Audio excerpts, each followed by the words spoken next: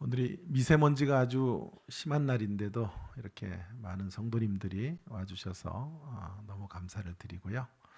오면서 오늘 오신 분들은 특별한 은혜를 하나님 좀 부어주십시오. 그런 기도를 제가 드리면서 왔습니다.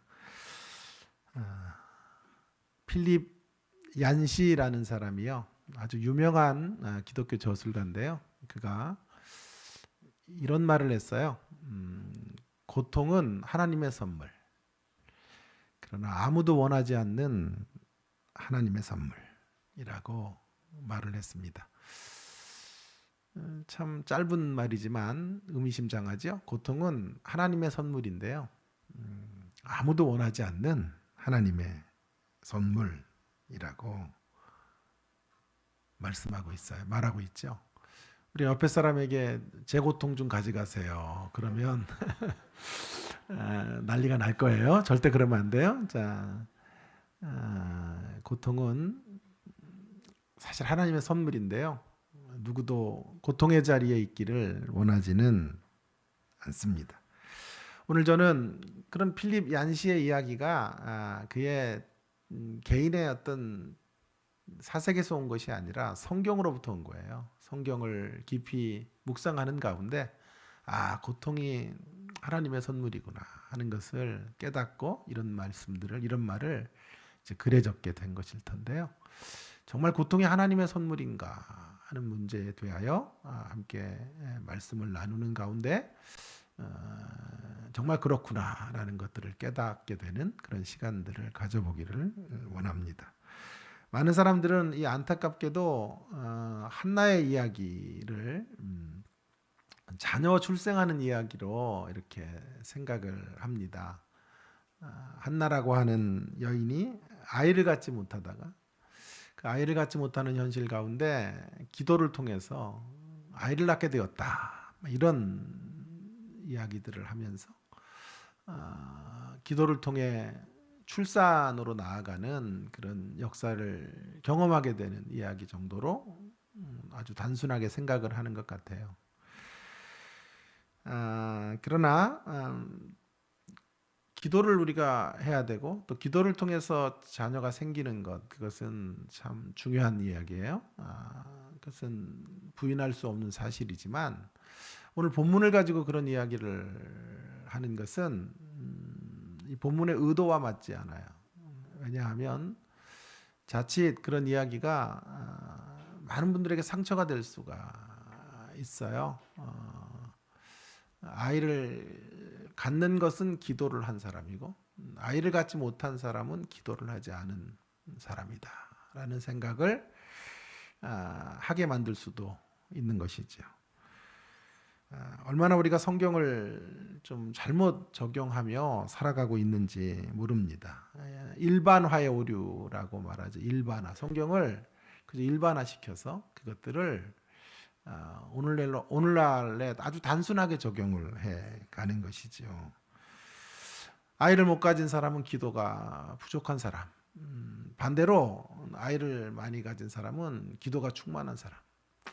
그렇게 따지면 저기 불신자들 쌍둥이로 세트로 낳는 것들은 뭐 하는 거예요? 그러니까 그런 식으로 성경을 적용하기가 참 만만치가 않아요. 저는 솔직히 말해서 이 본문으로 인해 많이 상처를 좀 받은 사람이에요. 결혼하고 아이가 없어서 오랫동안 와이프가 불임 판정을 받아서 그렇게 많이 고통의 시간들을 지내왔던 그런 사람이었죠. 그래서 사람들을 만나면 제일 많이 해주는 말이 막 이런 얘기예요. 애를 낳는 비법들을 좀 알려주죠. 민간요법 같은 거 많이 알려주고, 용하다는 의사들,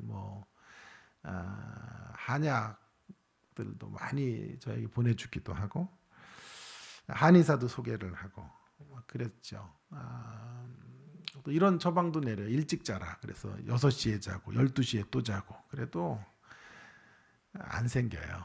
웃으려면 좀 웃고요. 안 웃으려면 말고 좀. 자, 그 중에서 제일 저에게 상처를 주었던 사람들은 영적으로 좀 센 사람들이에요. 특별히 목사님들 이런 분들이 많은 상처를 줘요. 제가 애가 없다 그러면 집회가 끝나고 저에게 이야기를 해주세요. 우리 교회 철야를 오라고. 우리 교회 철야 때 기도하다가 애들이 다 빵빵하게 생긴다고 그렇게 얘기를 하면서 기도를 해야 된다고. 좋은 의도로 얘기하는 거죠. 저가 아기를 갖게 되는 것을 도와주고 싶어서 얘기하는 건데요. 참 기분이 좀 더러워요. 기도가 없어서 내가 애가 없는 것이 되어버리는 거잖아요. 그러니까 기도 안 하던 사람들이 기도하다가 애를 가질 수 있지만 오늘 한나의 이야기를 그런 식으로 둔갑시켜 버리는 것은 매우 위험한 것이다 라는 생각이 들어요. 자칫 잘못하면 상대를 신앙적으로 좀 열등한 존재로 떨어뜨릴 수 있기 때문이에요. 그래서 제가 속이 많이 상해가지고요. 정말 이 본문이 그런 이야기를 하고 있나라고 하는 것을 오랫동안 연구하고 또 묵상도 많이 해보았어요. 그런데 아무리 본문을 묵상하고 또 곱씹어 보아도 본문은 아이 낳는 방법을 우리에게 알려주고자 하는 의도를 갖고 있는 본문이 사실은 아니에요. 오히려 아까 제가 필립 얀시의 이야기로 설교를 시작했듯이 고통이 하나님의 선물이라는 것을 말씀하고 그것을 깨닫게 하시기 위해서 이 본문이 우리 가운데 허락된 줄로 믿습니다. 자, 보세요. 한나는 고통하는 여인이에요. 남편의 사랑이 있는데 아이가 없어요. 그 당시에 우리 시대와는 좀 이게 좀 달라요. 그 당시에 이스라엘 사회에서 아이가 없다라고 하는 것은요, 곧 미래가 없다라고 하는 것과 같아요. 지금은 뭐 일부러 아이를 안 갖는 분들도 참 많아요. 또 결혼이 자꾸 늦어지다 보니까 그런 애를 갖는 것에 대한 많은 부담감을 갖는 분들도 많이 있고요. 또 애가 없는 것 때문에 여자들이 뭐 스트레스를 물론 받기도 하지만요, 오히려 집안 사람들이 더 말을 조심하고 혹 상처가 될까봐 행동을 그렇게 오해가 되지 않도록 그런 행동을 하기도 하고 그런 이제 추세로 흘러가고 있는 것을 이제 보게 됩니다. 그런데 이 당시에는 이게 굉장히 의미가 달라요. 애를 갖지 못했다라고 하는 것은 미래가 없다는 뜻이고 소망이 없다는 뜻이고 또 더 나아가면요, 그것을 영적인 문제로 해석하는 시대적 분위기가 있었던 것 같아요. 신앙의 문제, 하나님과의 관계가 뭔가 어그러졌기 때문에 아이를 가질 수 없었다라고 지금 바라보고 있는 것이죠. 오죽하면 아이가 없을까? 하나님의 저주 같은 것을 끌어들여서 아이 못 가진 사람들을 매우 비참한 자리로 떨어뜨려 놓았던 그런 시대적 분위기 속에 이 글이 쓰여져 있다고 생각을 하시면 되겠습니다. 첫째 부인에게서 아기가 없으니까 한나의 남편 엘가나라고 하는 사람은 둘째 부인을 얻게 됩니다. 분인나라는 사람을 얻게 되어서 분인나를 통해서 애를 이제 출산하게 된 것이죠. 그런데 그 분인나가 애를 갖게 되니까 이제 그때부터 첫째 부인이었던 한나를 괴롭히기 시작해요. 힘들게 하기 시작하고. 애가 없는 것도 억울한데 거기에다가 영적인 문제다. 네가 하나님 앞에서 잘못된 것이고 뭔가 하나님과의 관계가 지금 올바른 소통이 이루어지지 않기 때문에 애가 없는 것이다 라고 말하며 한나를 매우 힘들게 만들었던 것 같아요. 6절에 보시면요, 바로 그런 모습이 잘 드러나고 있지요. 여호와께서 그에게 임신하지 못하게 하심으로 그의 적수인 분인나가 그를 심히 격분하게 하여 괴롭게 하더라. 그의 적수 분인나가 어떻게 했다고요?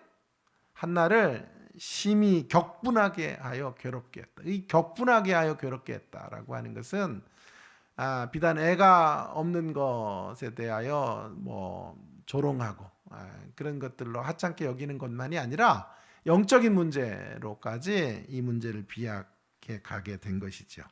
하나님께서 한나의 태를 닫으신 것인데요. 기쁜 뜻이 있어서 하나님이 그렇게 하신 건데 분인나가 그것을 하나님과의 관계의 문제로 연결시켜 가게 된 것입니다.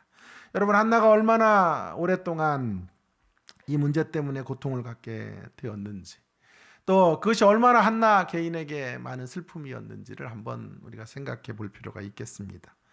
우리가 사는 삶의 자리에 꼭 이 분인나 같은 이런 강적들이 있어요. 두 종류인데요. 분인나의 유형이 두 종류인데, 하나는 노골파 분인나, 또 하나는 은근파 분인나가 있어요. 노골파 분인나는 원수라 그러고, 은근파는 왼수라 그래요. 그래가지고 원수도 있고 왼수도 있는데, 원수는요, 노골적으로 이렇게 분인나 노릇을 하는 이런 인생들은 피해야 돼요. 우리가 만나서 상대할 수가 없어요. 그를 이겨먹을 수가 없어요. 그렇기 때문에 좋은 방법 중에 하나는 피하는 것도 매우 좋은 방법이에요. 여러분이 좀 상대하기가 힘들고 너무 어렵다 이렇게 싶으면요, 피하셔야 돼요. 또 피하다가도 안 돼서 마주쳐야 되면요, 제가 관계 아름답게 우아하게 쪽내는 방법을 좀 알려드릴게요. 어떻게 하면 되냐 하면, 한 5번 정도 만나세요. 만나시되 계속 의도만 먹으세요.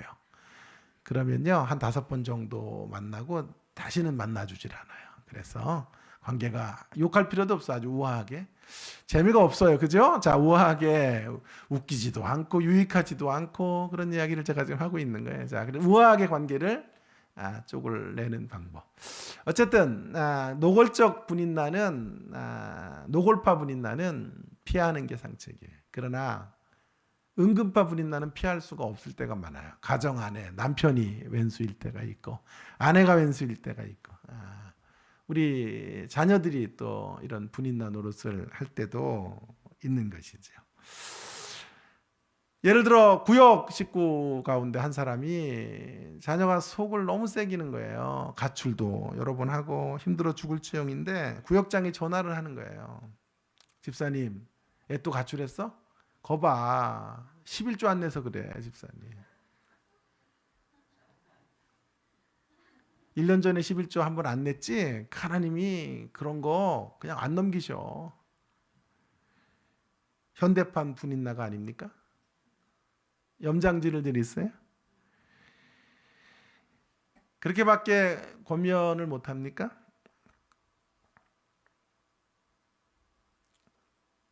전화 걸어서 집사님 얼마나 마음이 아파. 그런데 애들이 다 그러다가 돌아와 집사님. 우리 애도 그렇게 속을 새기더니 때가 되니까 돌아옵디다. 너무 염려하지 말고 우리 구역 식구들이 함께 기도할 테니 힘을 내세요. 그렇게 말해줘야 되잖아요.